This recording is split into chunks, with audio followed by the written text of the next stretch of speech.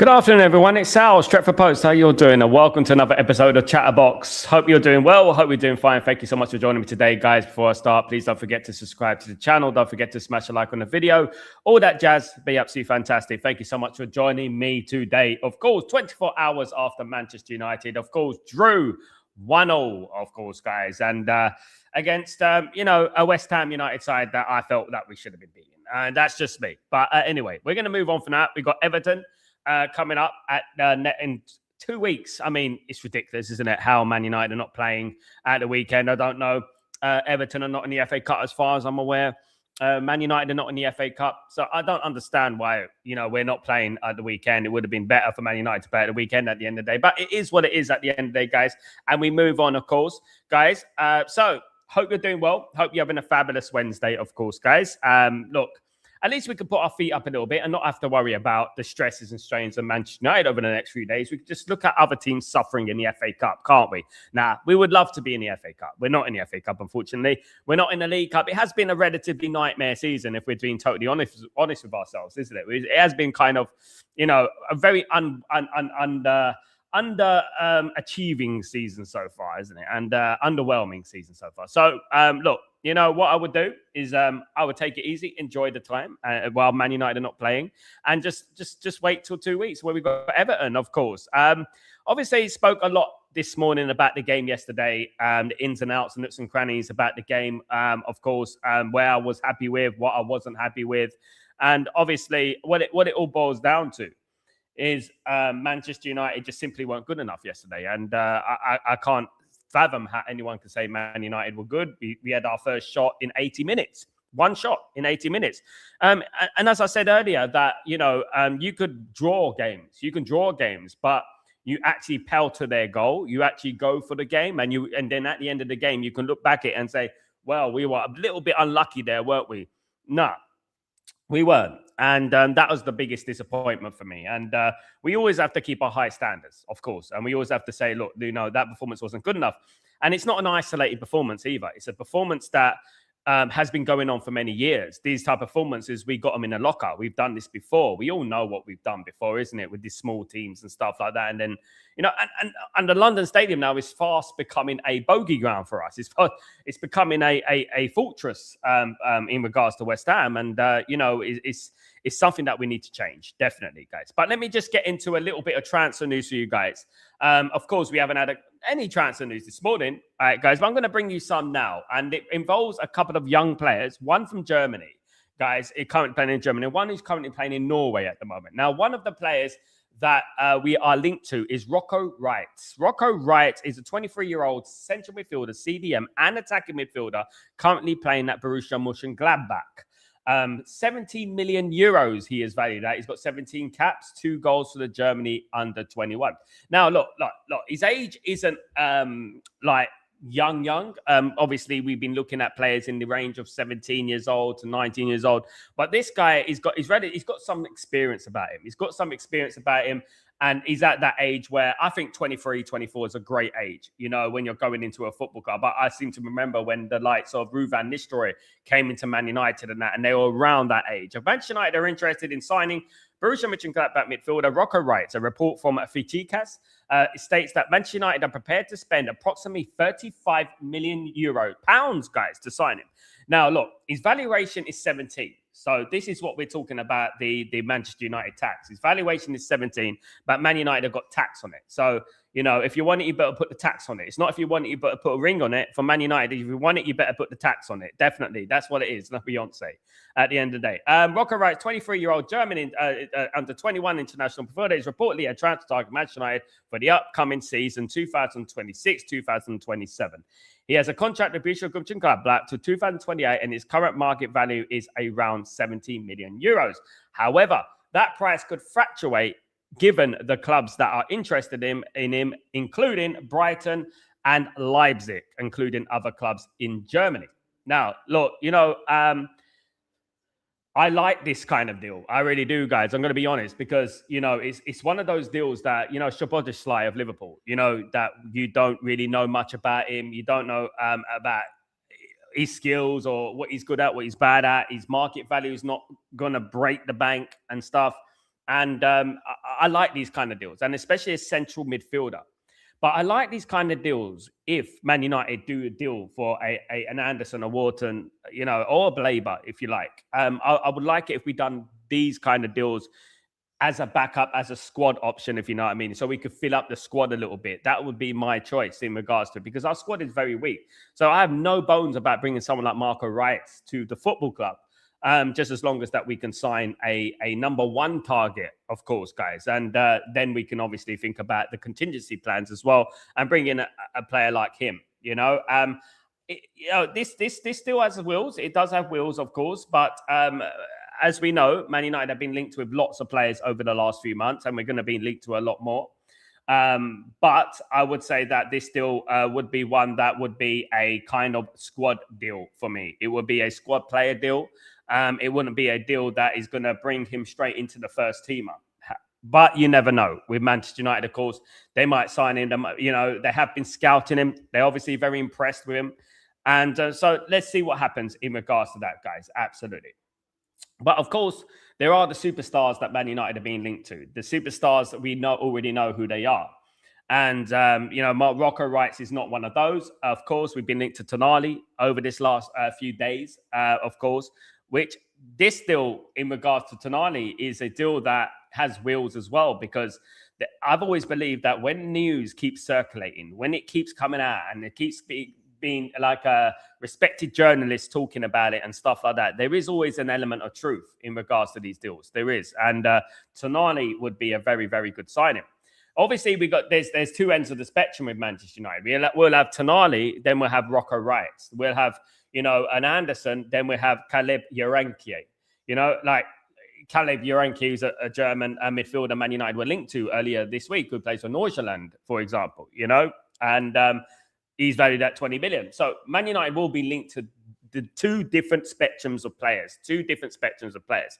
But we have to get the core base done first, which is obviously the first team, the A-listers that could be coming to Manchester United first. It would be the A-listers, and then obviously it'd be the Caleb Yarankies and the Rocco Reitz and things like that as well, which will supplement the signings, the big signings that we do, and help the squad tenfold, of course. Absolutely.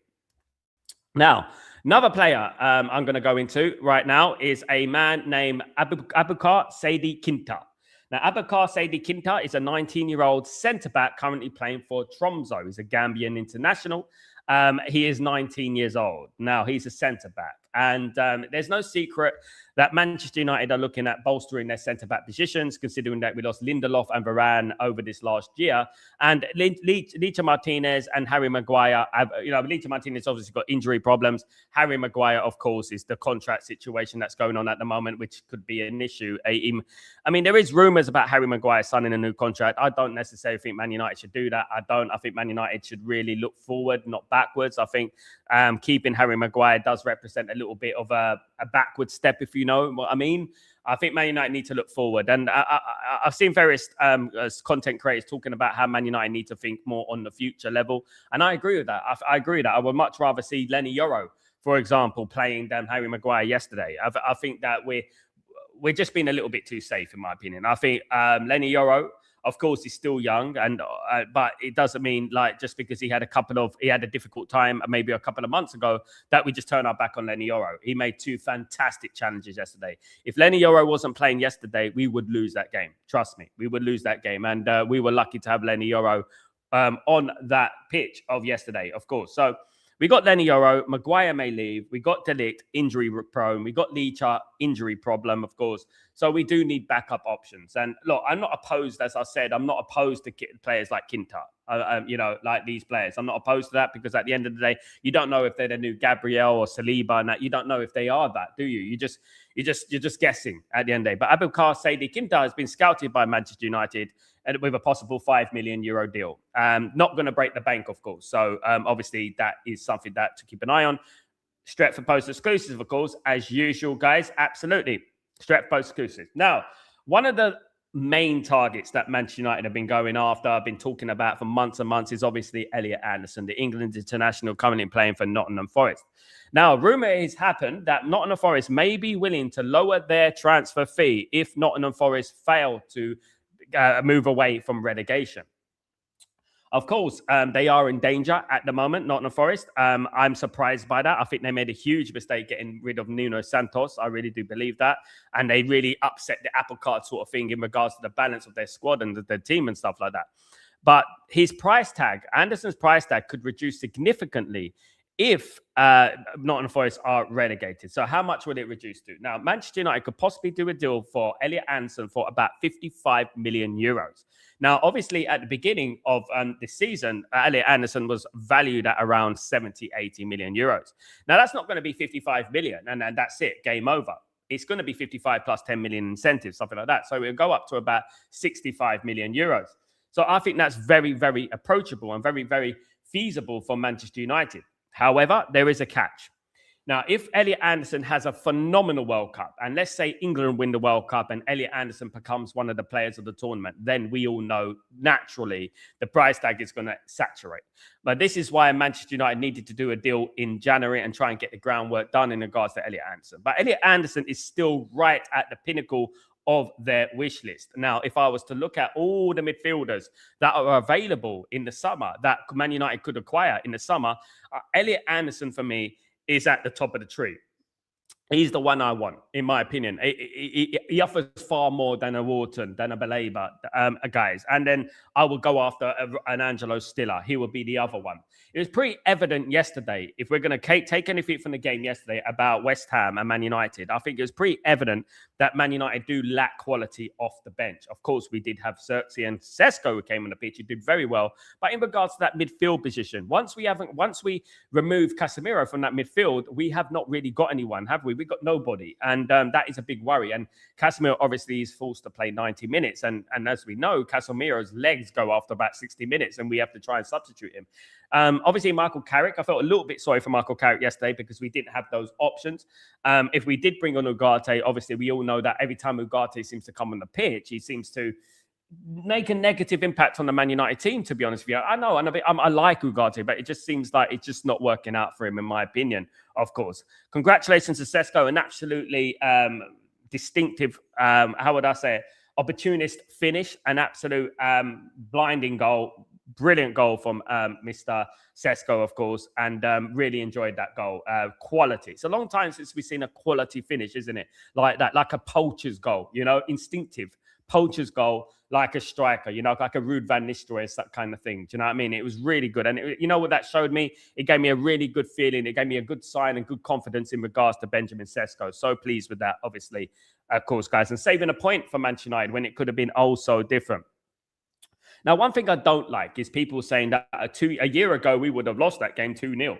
This is a very dumbed down opinion. And I'll tell you why this is a dumbed down opinion. Because number one, Man United could have lost that game 2-0 yesterday if the Wilson looked up and just passed it across the box, and it would have been 2-0 to West Ham, game over, sayonara Tara.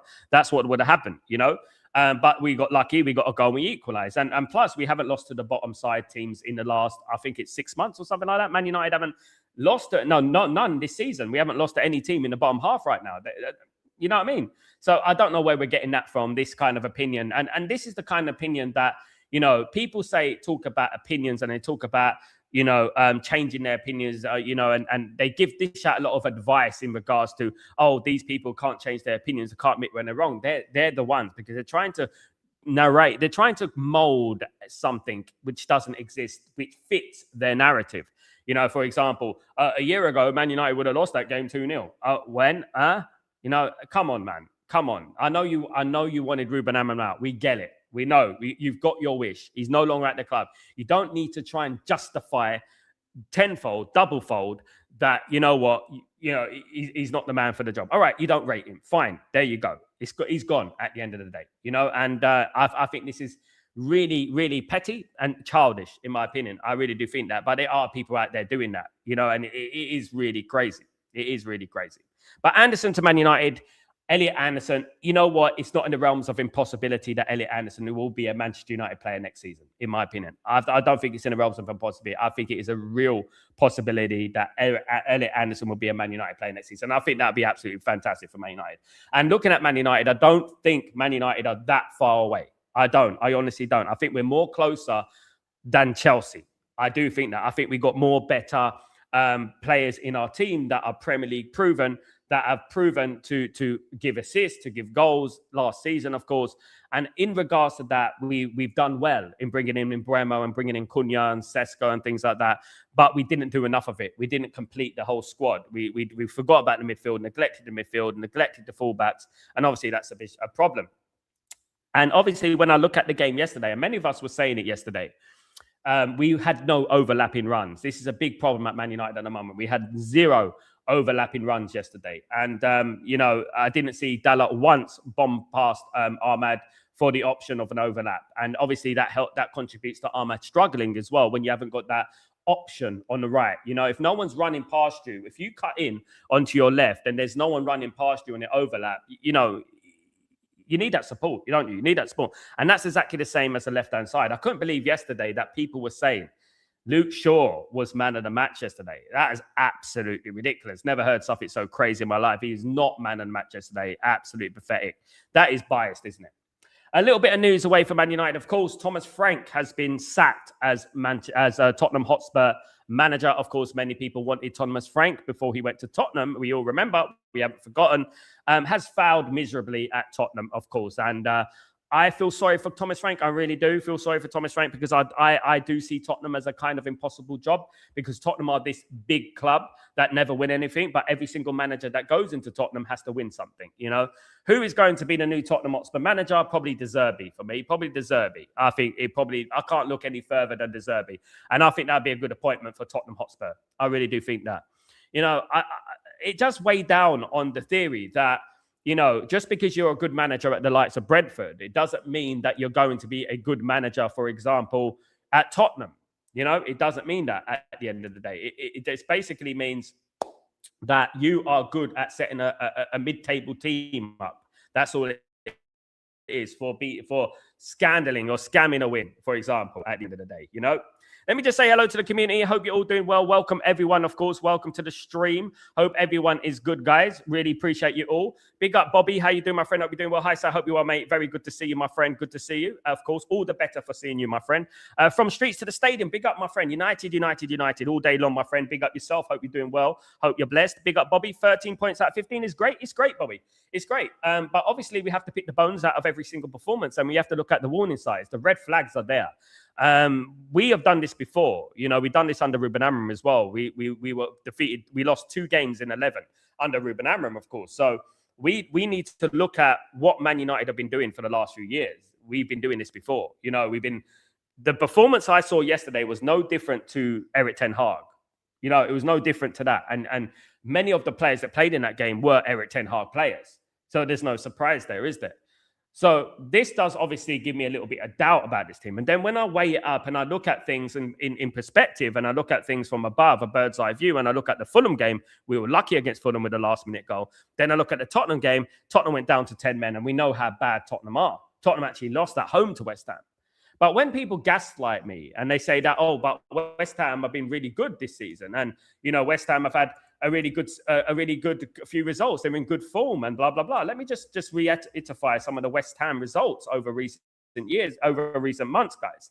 Let me just reiterate this, okay? Because there's games that are coming up, the Newcastles, the Chelseas, the Liverpools at home. We got them, we got a few games coming up that are much more difficult in theory. Of course we have. Now, look at this. Nottingham Forest beat West Ham 2-1 at the London Stadium. It ended 2-2 between West Ham and Brighton at the London Stadium. Wolves 3, West Ham 0. Fulham won at the London Stadium. Man City beat West Ham 3-0. Aston Villa won at the London Stadium 3-2. It ended 1-1 between Brighton and West Ham. Okay. Liverpool won 2-0 at the London Stadium. And this is one of the key things here. A Liverpool, a Chelsea, an Arsenal, a Man City will go to the London Stadium and they'll win relatively comfortably.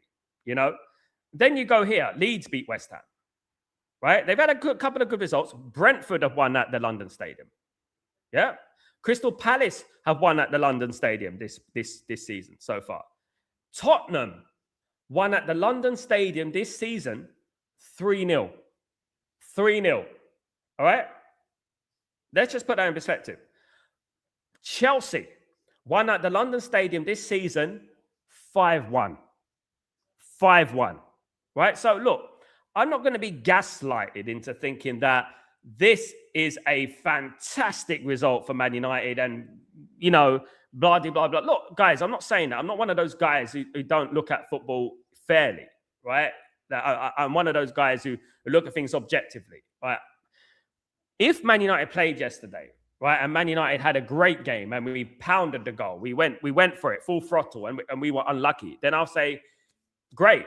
But when you go into games and you pull up a stinker like that and you give us PTSD symptoms, because obviously we've done this so many times, and then you give one shot on target in 80 minutes, guys, you have to look at the negatives to it. You have to look at things with a red flag.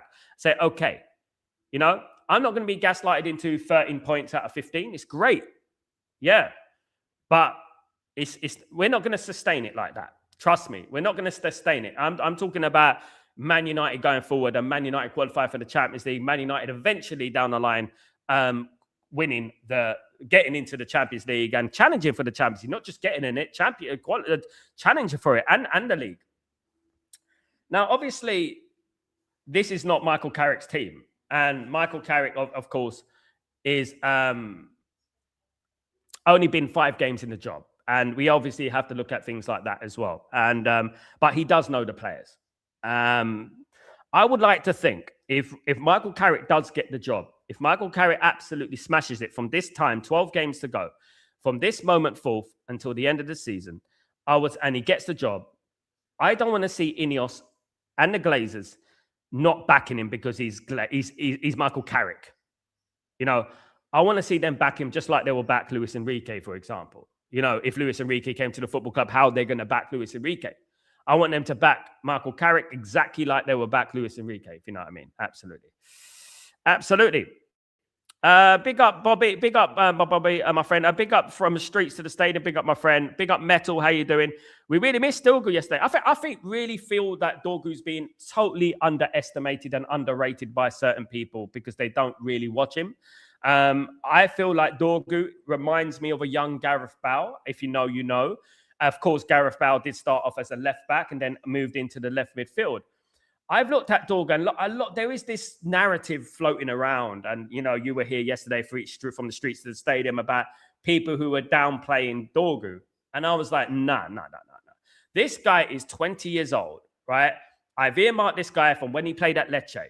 And when he played on the right wing, when he played on the left wing, and he's done that, guys, at his young age, he's playing in different positions and stuff like that. I think he's a good player. I really do. And I think he's got the potential to be a very good player. And I think, when Dorgu got injured, I think we missed a lot. We took a lot of our team. And plus, we could have rotated Cunha and Dorgu, and it would have been a lot better. When he scored that goal against Arsenal, you have to applaud that. That is talent. You don't just score that because you fluked it. He is a talented lad. He's scoring goals for Man United as well. This is what people seem to forget. He's actually scoring goals for Man United. I actually think he's going to be a very good left winger. I really do. And I think people are sleeping on him. I have been an advocate for Dorgu for a long time since he went to the club, obviously, because I was scouting him before he came to Man United, of course. So I'm a big fan of Dorgu, of course. So I believe that Dorgu will come good. I honestly believe that, and I believe that some people need to be a little bit more patient with Dorgu, of course, at the end of the day. And unfortunately, he's been injured, and he might miss the rest of the season, of course. But, he's a good player, and we shouldn't sleep on him. And that's what I would say about that. Big up, Danny B. How you doing, my friend? I hope you're doing well. Good to see you, mate. Similar to Gallagher, he is good in opposition box too. Absolutely. RB, we're close to signing him out. Absolutely. Yes, Danny B. Big up, Danny B. Prepare the lad that plays in Denmark. Big up, Danny B. Thank you, my friend. From the streets of the stadium, United went to sign Tonali back in 1920 when he was at Brescia, but he chose to stay in Milan and ended up at AC Milan. This is the problem from the streets of the stadium. Man United have scouted a lot of players that we didn't get in the end, and they end up being stars at other football clubs. Guys, for example, Carlos Baleba. Man United scouted Carlos Baleba when he was at Lille and didn't make the move. We seem to wait until there's a middleman. For example, they leave Lille and they go to Brighton, and then we bid for them. We should have looked at that and thought, okay, this player who plays for Brescia is very good. Let's go and get him. But we don't take the risk. But a team like Newcastle would take the risk. You know what I mean? Obviously, Newcastle didn't buy him from Brescia. They bought him from Milan, of course, guys. But we don't take the risk. We don't make risks, of course. Big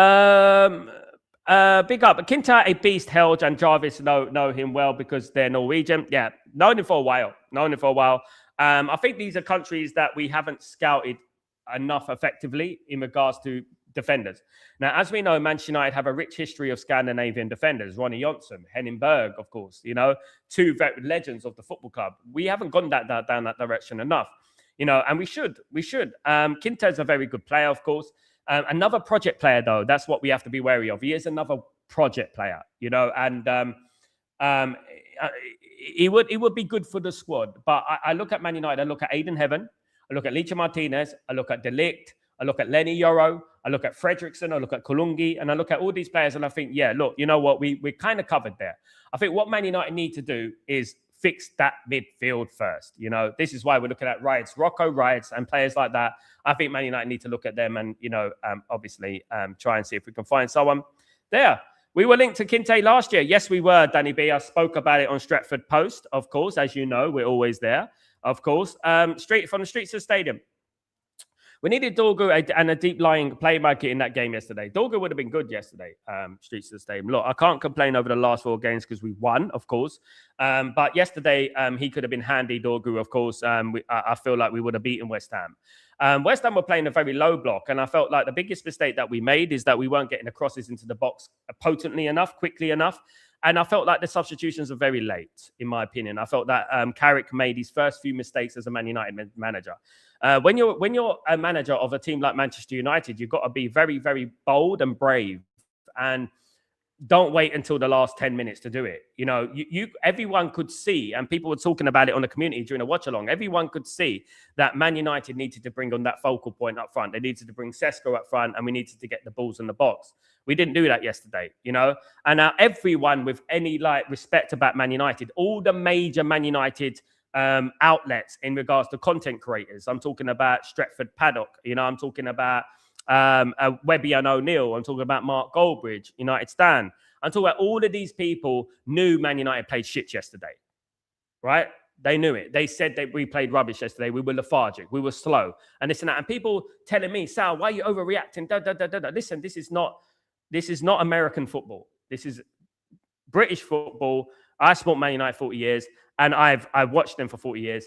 And at the end of the day, I don't look at things like just to be positive, right? And I'm one of the most positive people around. I'm one of the most positive. When it comes to Man United, people know me. I'm the one who predicted Man United to come second, right? So at the end of the day, people just need to calm down and look at the game. And it's okay to say things negative about your football team sometimes. It's okay to do that.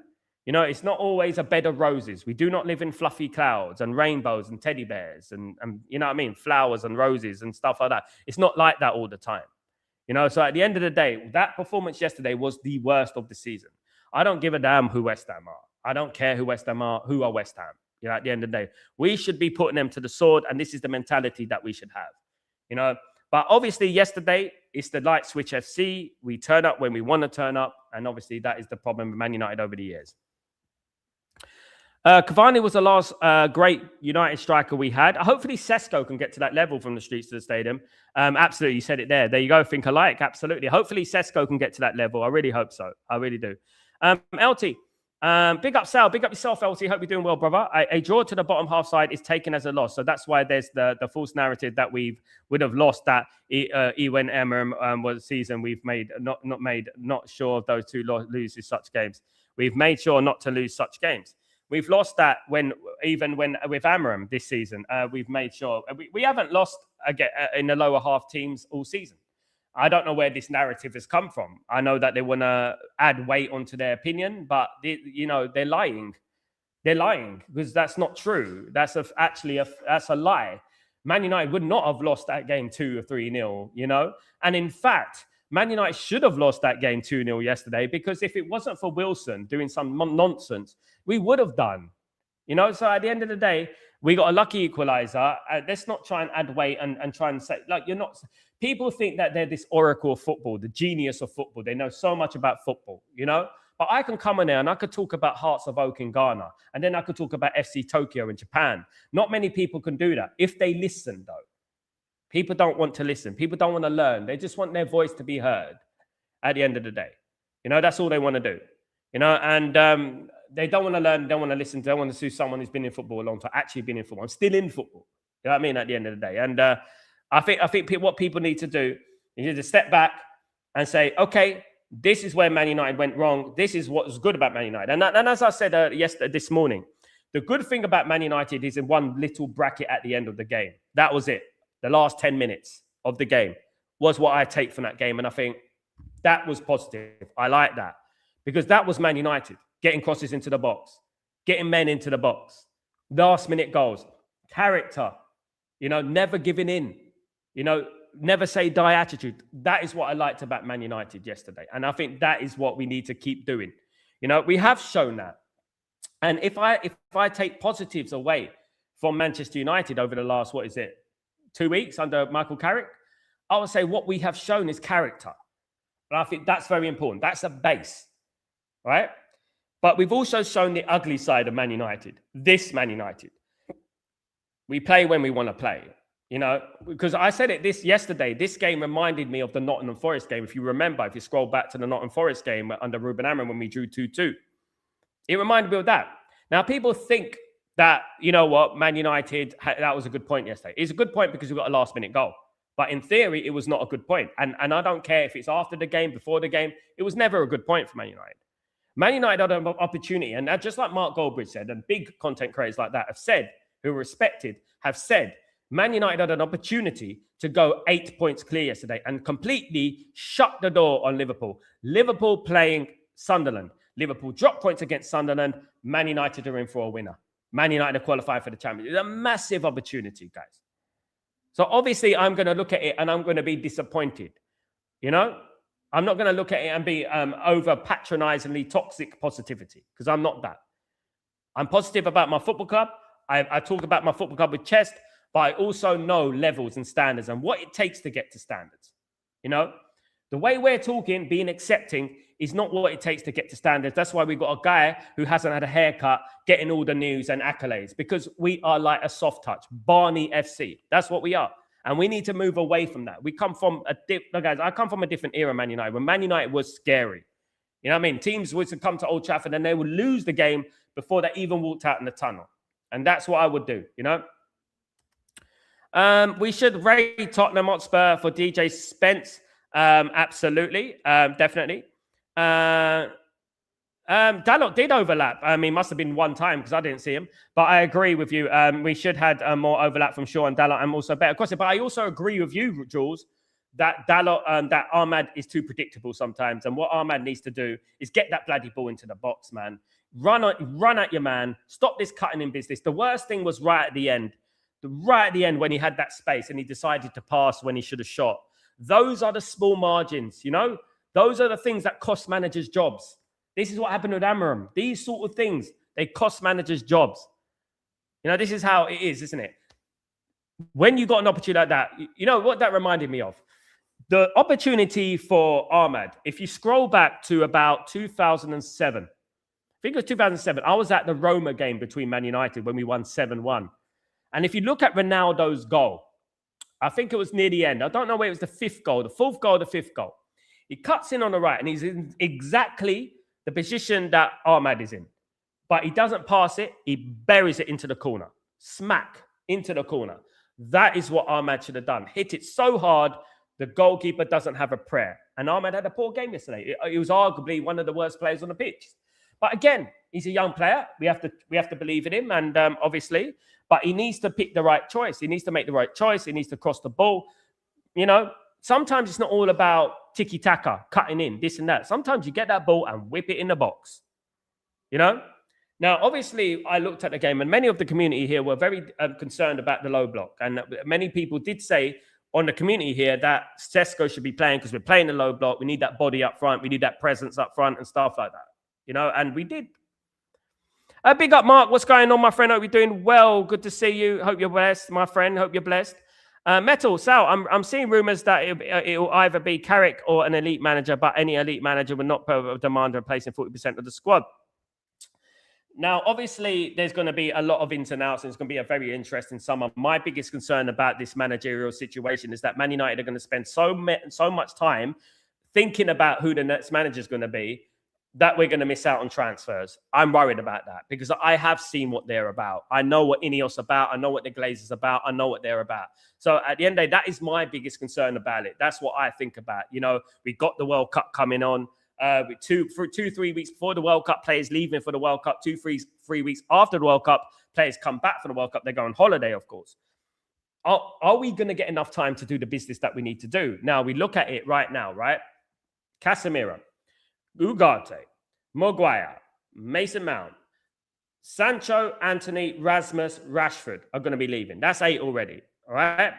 Now, bear in mind, we've already lost Varane, Lindelof as well. Guys, we lost those 2 players as well in the summer. So about a year, we've lost 10 players. How many players have we brought in? 4. Dorgu, let's be honest. 5. Patrick Dorgu, Imbremo, Cunha, Lamens, Sesko. Those are the only players that we brought in. We've got rid of 10, 5 gone. And, 5 in. So this summer, as I said, this is going to be a year. We'll have 10 players out and we'll be 5 in because these players will be leaving the football club. I know that Mason Mount will leave, Ugarte will leave, Casemiro will leave, Maguire may leave, he might not sign a contract and stuff like that. And these players need to be replaced. And I'm not under any exaggeration, guys. I'm not under any exaggeration that we need 8 players. We need 8 players, Context, to be fair, Sal, West Ham set up differently against Spurs, etc. They played a low block just like they played against Spurs, and they beat Spurs, didn't they? 2-1. But they played better. I think actually West Ham actually play better away from home than they do at home. Just shows the title teams perform against United. Just shows how the little teams perform against United. We've always had this though, Bobby. Since we're growing up, we've always had little teams playing against Man United, but we overcame it. You have to overcome it. But if we keep doing the same thing, repeat, rinse and repeat, repetitive cycle that we keep doing, we're going to keep getting the same results. Does anyone here can put gun to head, right, and say that Man United are going to beat Newcastle away, Chelsea away? Just those 2 games, just for argument's sake. Does anyone actually think that's going to happen? We're going to be enthusiastic. We're going to be hopeful. We're going to say, okay, yes, let's hope so. But the way we played against West Ham, we're not. At the end of the day. So we need to be obviously objective about the way we play. I've never seen a team play 4-4-1-1. West Ham played ultra terrorist football. It was always going to be tough, but we tactically should have done better. It's always going to be tough, but it always has been tough. This is what people don't understand about Man United from the streets to the stadium. They don't understand it because they're not Man United fans. They don't understand it. It's always going to be tough, and sometimes you may not win from the streets to the stadium. Sometimes it may not go in the back of the net. That's life sometimes. But what you want to see is us pounding their goal. Pounding their goal. Not have one shot after 80 minutes. There is no excuse for that, right? One shot after 80 minutes. It's disgrace. That's terrorist football. Obviously West Ham are going to go out there and think they know about Man United. What are Man United recently? Man United, they kind of an attacking team, innit? They're kind of a counter-attacking sort of team kind of thing, innit? And they thought, okay, we're going to sit back. Fair play to them. They got the job done. But we did nowhere near enough. And tactically, we were naive. We were slow on the substitutions. And these things we'll have to call out and we have to improve. Otherwise, look, listen, people don't support Man United. There's no point listening to people who don't support Man United. They don't understand, right? There are some people pretend they think they support Man United and they talk a whole lot of positivity nonsense. And there's some people actually like me, who've been to a fucking 1,000 games, watched Man United for 40 years. And I'll tell you right now, right, that performance yesterday was awful, right? And many of the people in this community were saying yesterday it's the worst performance of the season. And it was. Yes, we escaped. We got a point. Fantastic. Brilliant. Love it. But I would have loved it more if I saw Man United and I thought, look, we smashed them. We hit the bar. This and that. It weren't happening.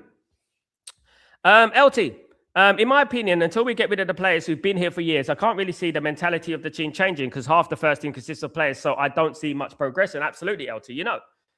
It's a form of insanity, isn't it? It's a form of insanity to keep the same thing, expecting different results time and time again, isn't it? It's the same thing over and over again.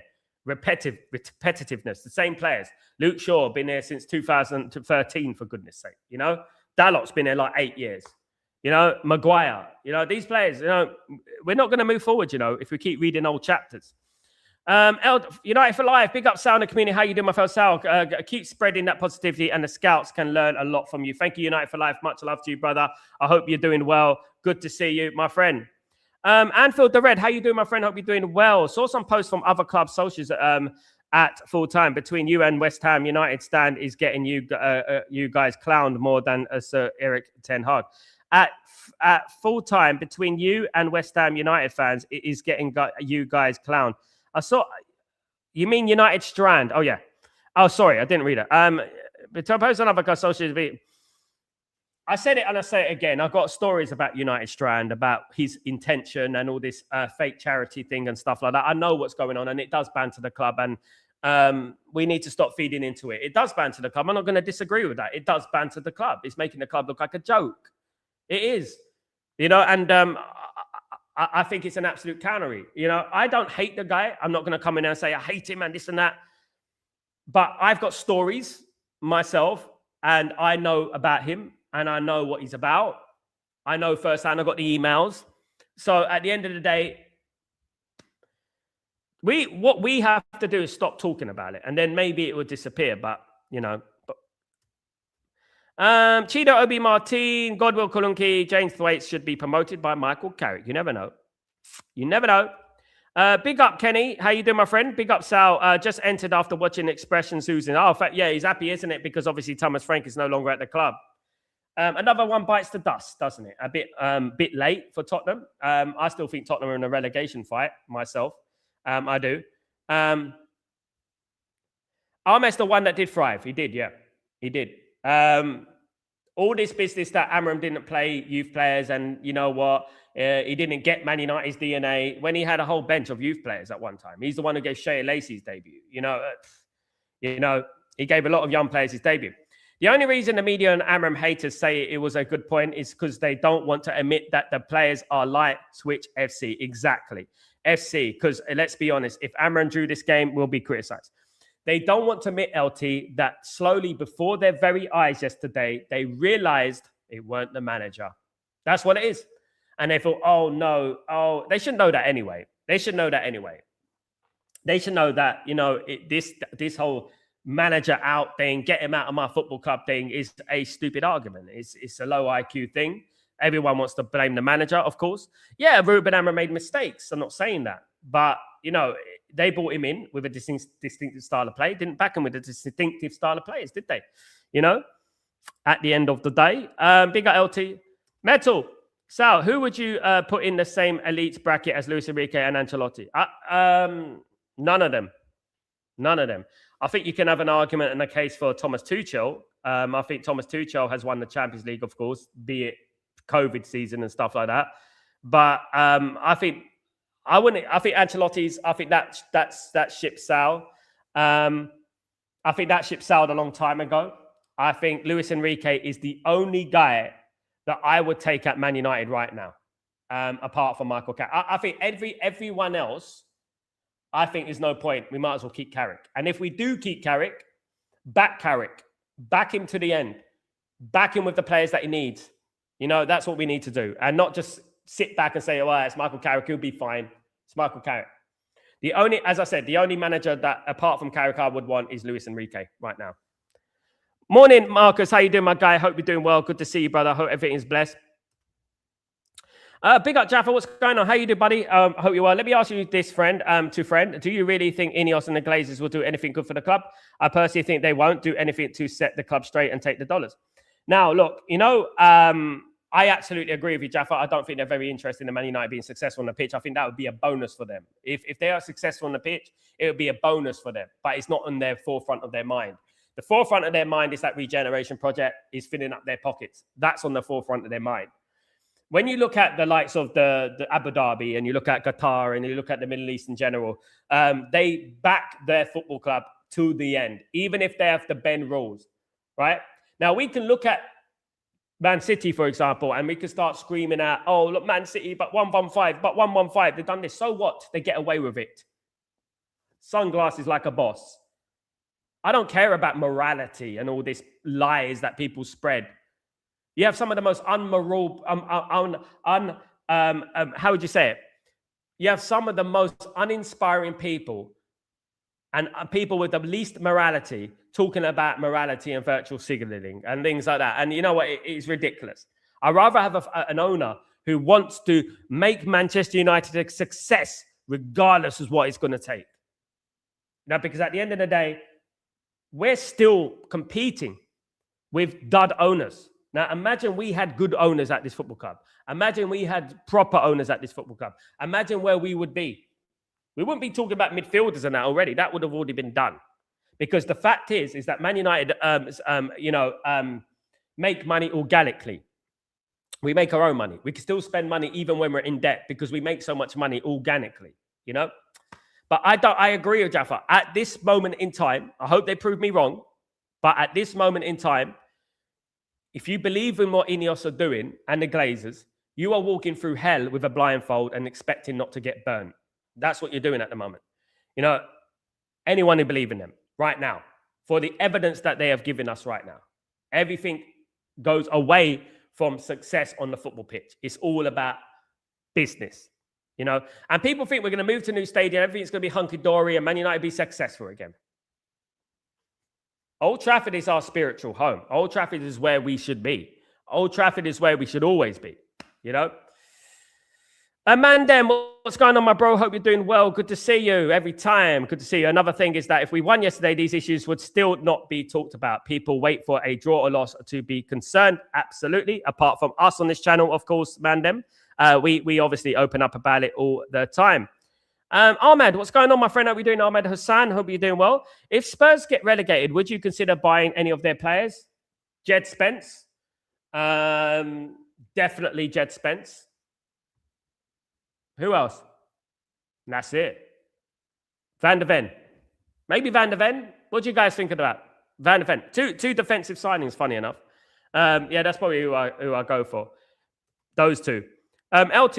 I wonder why people have to say about yesterday, because that was the worst attacking performance of the season. And they kept on saying that under Amorim, we were too defensive and boring, and yet yesterday was shit. Under Amorim, we had the third best goal difference. You know, we had the third XG in goals created and the third in goals. We were second at a period in the season. No, I don't mind them supporting like new managers because I'm going to support Carrick all the way. You know, but let's not rewrite history. And it's the problem with MLT. They just want to add narratives to mold their opinion into what they believe it is. You know what I mean? What they believe, so that people don't look at them and make them look like mugs, make them look idiotic. It's an egotistical, narcissistic view of football. And that's what I would say about it. Absolutely. Held, what's going on, my friend? Hope you're doing well. Welcome. Hello, Sal. It's been a while. In my opinion, people disagree with it. We should get De Zerbi, as he has the same mentality as Alex Ferguson. Let us go for him now if he left Mo Salah. You know what they've done, Held, right? In my opinion, and I'm not saying it's right or wrong. What they've done is they left themselves in a bit of a predicament. That if Carrick does phenomenally well, right? Yesterday was not a good sign. Obviously, it was a poor performance, right? And I wanted to scream out to the top of my lungs, what a performance, get in United. I wanted to do that yesterday because I predicted Man United to come second, and that adds weight onto my old narrative, doesn't it? You know, but what I would say is that if Carrick does well, they got no choice but to give Carrick the job. This is what they're going to do, Helge. Whether I like it or not, it doesn't really matter. If they get in the Champions League, I can see nothing but then giving Carrick the job. Carrick the job, in my opinion. I can't really see them going for Enrique, you know. And I can't really see Enrique coming to Man United, Luis Enrique coming to Man United with Jason Wilcox in his ear every 5 minutes, telling him about this, telling him about the birds and the bees. You know what I mean? And but big up, Helge. Hope you're well. For me, Fulham could have ended 2-2, but when we don't win, we swing the pendulum the other way. We should have won but for my blood pressure, I don't stress. I hate Glazers and Glinios, but new ones. Yeah, you got to look after your old blood pressure, the old ticker, the old cholesterol, and the blood pressure, of course, man. Absolutely. We will financially compete if the vanity project happens. We won't financially compete. Absolutely, spot on, Kenny. Always Glazers in it all day long, Bobby. All day long, of course. I hate yesterday's. However, let's not forget how we felt months ago. Ineos got looked to go. Anything we get now right now is bonus. Ineos got to go. We could still qualify. And so I don't see. I'll be honest with you. I don't see anything as a bonus. We're Manchester United. We should always put the pressure on. I don't get giddy. I don't get happy. I don't get excited by these kind of things. I'm fortunate, Marcus. I don't. We need to hold higher standards because this is what we were gaslighted. Remember, over the last year, right, we've been gaslighted into thinking, right, that we got no standards. So I'm not gonna start going like, I'm gonna keep that same energy for everything now. I've said it at the beginning. I'm not gonna change. Standards. We beat West Ham. We need standards. Listen, guys, this is how big Manchester United standards are. Let's think about this. Wolverhampton Wanderers defeated West Ham United 3-0. We got crucified a month ago, 2 months ago, for conceding a goal against Wolves when we won 4-1. That was what we were doing then. That is what we were doing then. We won 4-1 against Wolves, and people were saying, but we conceded a goal. It's not acceptable. Helge. Carrick is not the manager for me. I to speak the truth, go and get De Zerbi. He will bring back our glory days. Look at how Greenwood is playing. Well, I know you won't like it, Sal, but let's get it. It's your choice, Helge. I mean, at the moment, I would only get Luis Enrique for me. I understand what you're saying, though. I understand that his attitude is a good attitude. It's the kind of attitude Man United need. But the problem is, Helge, I don't think it's to do with Tuchel. I don't think it's to do with De Zerbi. I don't think it's to do with Luis Enrique or Ancelotti. No matter who walks into this football club, Helge, they're going to be run by the Glazers and Ineos. And they're going to have Wilcox in their ear non-stop. Wilcox in their ear. You should do it like that. You should play that formation. You should do it like that. You know what I mean? And that's my biggest problem. It's nothing to do with who takes charge, because whoever takes charge, it really doesn't matter. Because if they're backed, they're backed. They're going to be successful. Football's not that difficult, though, is it? Big up, Wayne. What's going on, my friend? Good to see you. I agree with you, because quite honestly, the pool of managers is really poor, and I don't see anyone other than Enrique to change things for me. With this ownership, it's hard to see any manager succeeding. This is exactly what I'm saying. We could bring anyone in. Bring Ancelotti in. It doesn't matter. Ancelotti went to Everton and failed. He will come to Man United and fail.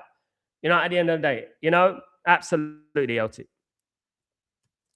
Helge, even when Amram was here, I said we should go for De Zerbi. He can be the game to get a real tune out of the squad. Ineos too should back him. We're player and you watch us fight for titles. They're not going to back him though, Helge. That's the thing. They won't back him. I don't see them backing him fully.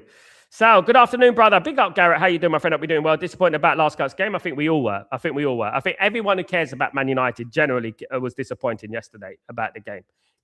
Those people just want to be toxic positive. Not for me.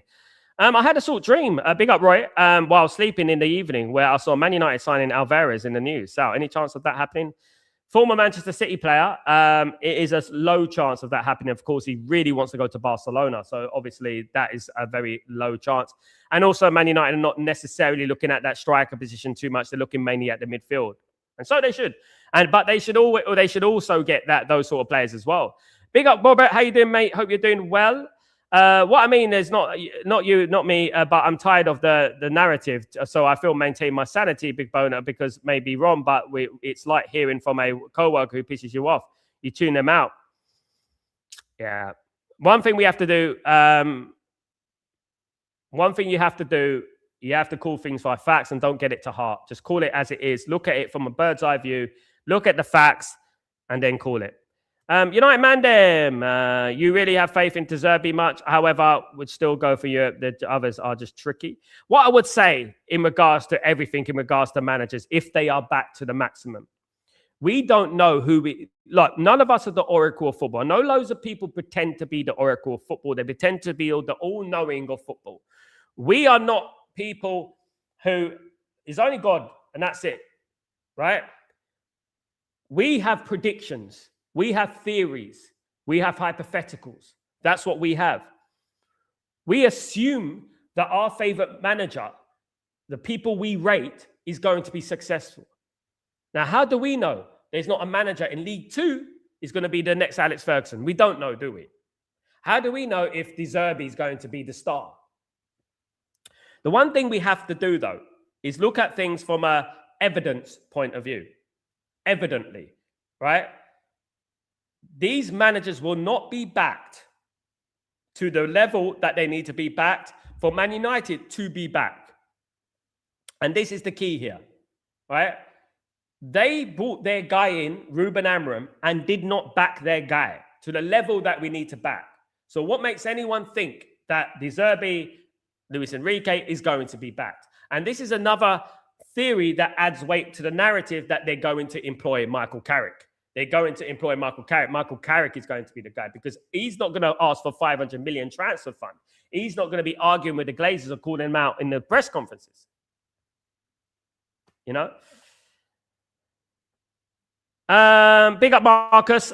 Big up United Mandem, legend. That's all I'm saying, brother. No problem, man. It's a great community here. We have opinions. We ultimately, what I would say to every single person when they come into this channel, right? We all have the same ambition. At least I hope we do. That we want Manchester United back on the top of the tree. You know, we want that. That's what we all want. There's nothing I want more than to go on streams, to go everywhere and be as smug, Sal. As smug as you could possibly smug. Because I will be. Because I was 26 odd years watching Man United and I was never smug. I never boasted. I never did that. I was always a guy who was like very grounded. And I thought, no, you know what? These things, bad things can happen. I don't want to test fate and I don't want to do. I was that kind of guy. But no, not anymore. If Man United come back, I'm going to be as smug. I'm going to be unbearable, guys. They're going to have to switch off the camera on streams. They're going to have to switch off the camera. I'm going to have to be switched off. It's going to be awful for them. And I have to apologize in advance. Because when Man United are successful, I cannot be accountable for my actions, guys. I will not be accountable for my actions. It's not going to happen. We will be here. Garrett. So Anderson is at 8, where is Mainu going to play? Anderson can play 6 and a number 8, Garrett. He can play both. It's like a modern day midfielder, isn't it? He's a bit of a utility man, a bit like Anderson. United Mandem. Nuruddin is saying that Carrick is cooked. Aren't these men the same ones that wanted Amorim sacked? Yet they got their man and they have already started turning on him. Mandem, I've said it and I said it once and I'll say it 1,000 times. We all know what they are, man. How can you turn against Carrick after one bloody game? I was disappointed at the game, as we all were disappointed with the game yesterday.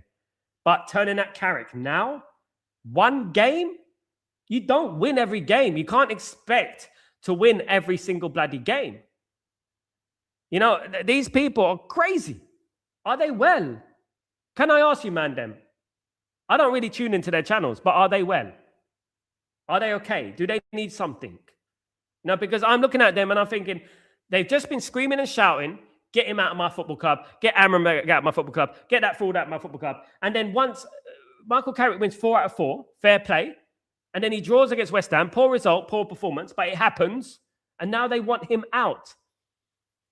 No, there's no doubt Carrick made mistakes yesterday. No doubt about it. But at the end of the day, we should have won that game yesterday, even if we didn't create chances. You know, and look, I cannot fathom how anyone could be like, you know, have a ball knowledge and stuff or follow these guys. I mean, like, come on, man. You know me. Like, at the end of the day, I would give Carrick a chance until the end of the season. I've said it. I'm not going to be calling for Carrick's head till the end of the season. You know, because at the end of the day, I want to see how this pans out. I like Carrick. I think Carrick is a very well-grounded, humble individual. speaks very well. A little bit boring, but speaks very well. He's not a guy who's going to have sound bites and sensationalist things. He's not going to say them sort of things. It's ridiculous, man. Man, them. I don't know, brother. What do you think? Man. The board won't appoint anyone with a strong personality. Robert, you might be right there. May is the target. Carrick may get the job, but wasn't he also Ollie's assistant? Yes, my friend.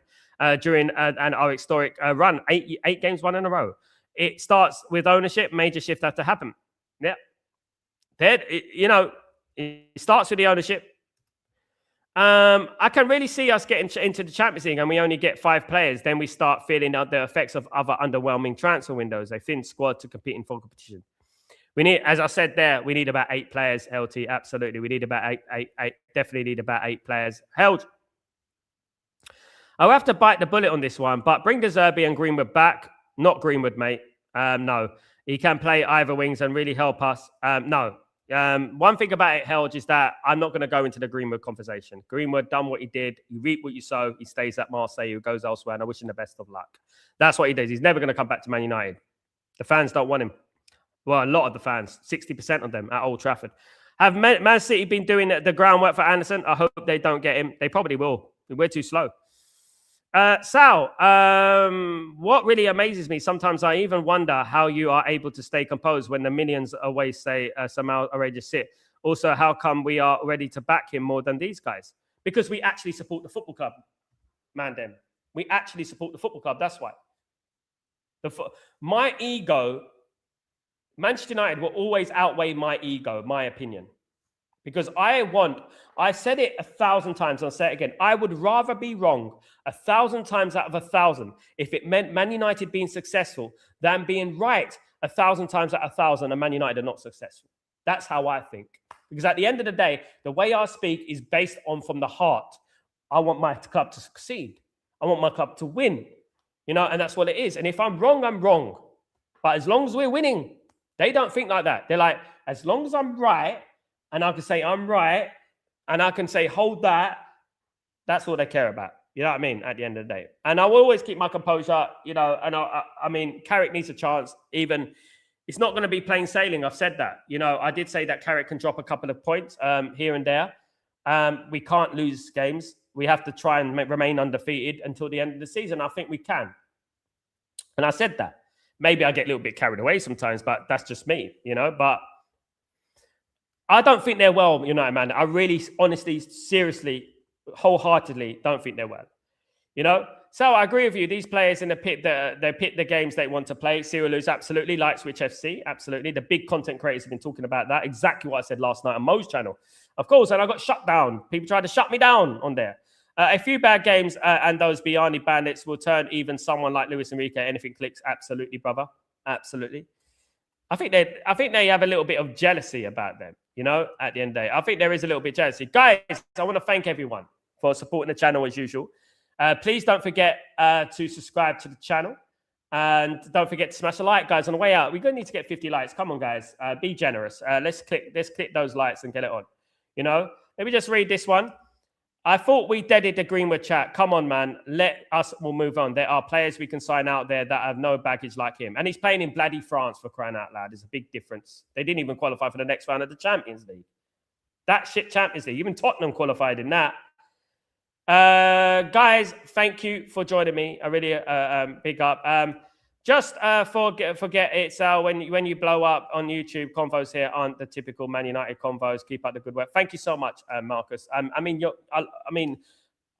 liken what I do to us all sitting in a bar having a chat. That's what I do, and that's what I do. And I don't see you as a community. I see you as a family, and that's what I do on this channel. I see every single person who comes on supports this channel like a family. You know what I mean? That's how I do it. Mandem. Personally, I would be losing my shit every week with these men. It's always some nonsensical guys. You know what? I have history of them. You can see my intro video. I've worked with all of them, and I know what they're about. So if people want to know, what I might do a video on my members video sometime and talk about it. Guys. Marseille didn't qualify because of the late Benfica goal. Why didn't Greenwood save them, Kenny? Yeah, guys, thank you much. Guys, please don't forget to subscribe to the channel, smash a like on the video, and all that jazz. I'll be back tomorrow for Breaking Dawn. You're absolute legends. Remember that. Don't forget that. You are legends, guys. You're unique and legends, guys. Thank you so much, and thank you for supporting the channel as always. Guys, I'll see you tomorrow for Breaking Dawn, and we move on to the Everton game in 2 weeks. Bloody hell, 2 weeks you have to wait. It's such a criminal, such a crime. Take it easy, guys. That's Sal Warner. This is obviously Chatterbox. Take it easy, guys. Peace.